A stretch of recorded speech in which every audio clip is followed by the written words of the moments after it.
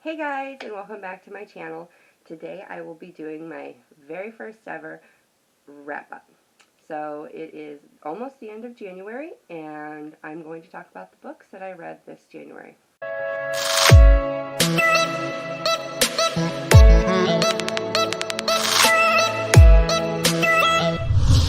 Surprisingly, I read a lot for me. I read 6 books, and the first book is A Monster Calls by Patrick Ness, and this book was so good, and it was so, it was heartbreaking and emotional, and it kind of had like all the feels. And if you're unfamiliar about what this book is about, this is about a young boy named Connor, and his mother is sick, and Connor is kind of taking care of himself. It doesn't really say she has cancer, but from the context, we're kind of led to believe she has cancer. And one night, a monster shows up at his window and tells him that he will tell him 3 stories, and in exchange, he has to tell him his story or his truth. And if he doesn't, the monster will kill him. So I don't want to give away any spoilers, but this book, I really loved it. And I have the illustrated edition, so I was able, let me show you some artwork that won't like spoil anything. Like, this is when the monster, it's kind of bright because of my ring light, sorry. This is when the monster came to Connor's house. But it's a really good book. It's a short book, so it's a fast read. It's only like 205 pages. So I read, and with the illustration, it's less. So I really enjoyed it. I gave it 5 stars. So my next book is Come Tumbling Down by Shauna McGuire. This is the 5th book in the Wayward Children series, and if you are unfamiliar with the Wayward Children series, it is about children who go through a door or a portal, and they end up in another world. This is the mortal world, so they end up in, like, for an example, like an underseas world, and or something like that, and then they end up coming back to this world, the mortal world.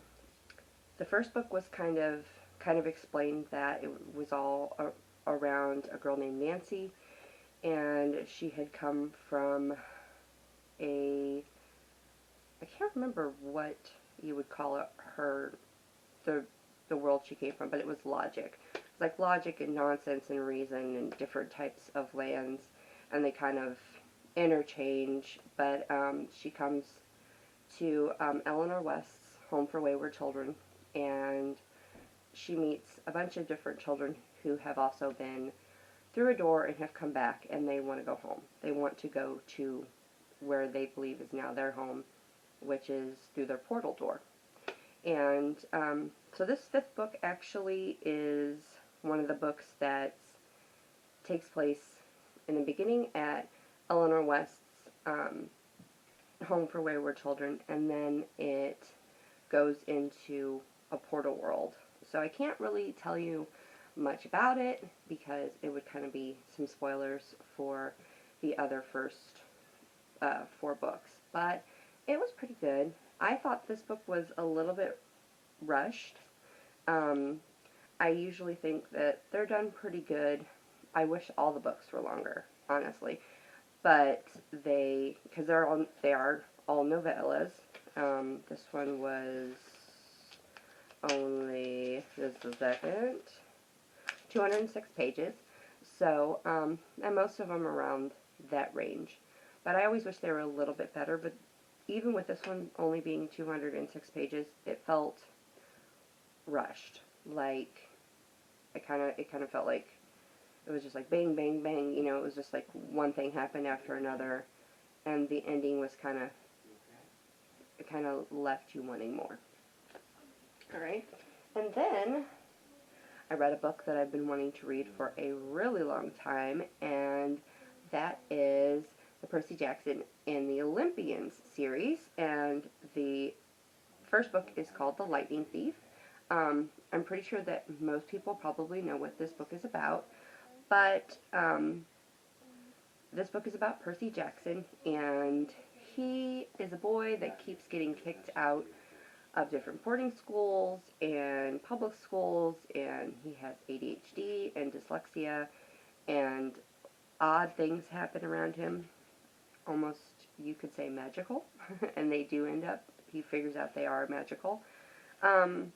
In the current school that he is in, he meets a boy named Grover, who he ends up befriending, and then he really likes his teacher who teaches on mythology. And it ends up that he, through certain events, he figures out that he is a demigod, or a half-blood, meaning that he's half mortal and half god. So his mom or dad is a god, and in this case his dad is a god. I won't tell you what god, because that would kind of spoil it for you if you've never read it, but this was really good. I gave it 4 stars, and then I continued on with the rest of the series. I read Percy Jackson and the Sea of Monsters, and I gave this one 4 stars as well. This continues on with Camp Half-Blood, where all of the Half-Bloods go and kind of train and practice for one day maybe if they will get a quest.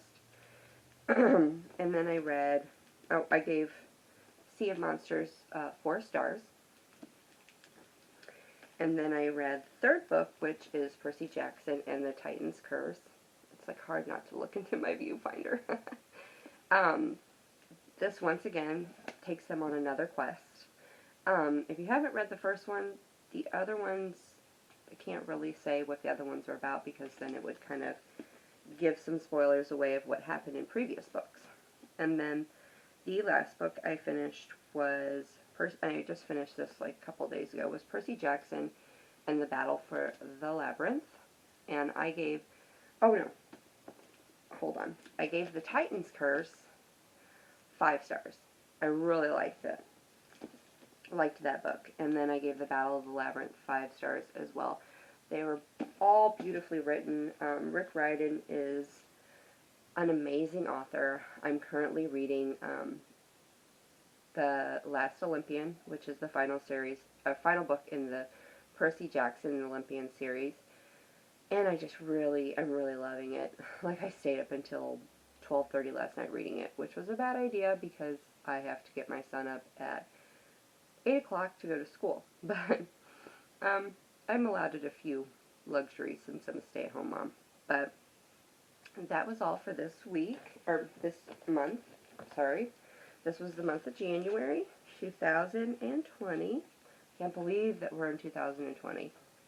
But these were all the books that I read, and they were really awesome. I had a great reading month, and a great start to 2020. Thank you so much for watching my video. Please give me a thumbs up, and please subscribe if you haven't done so, and I'll see you in the next one. Bye, guys.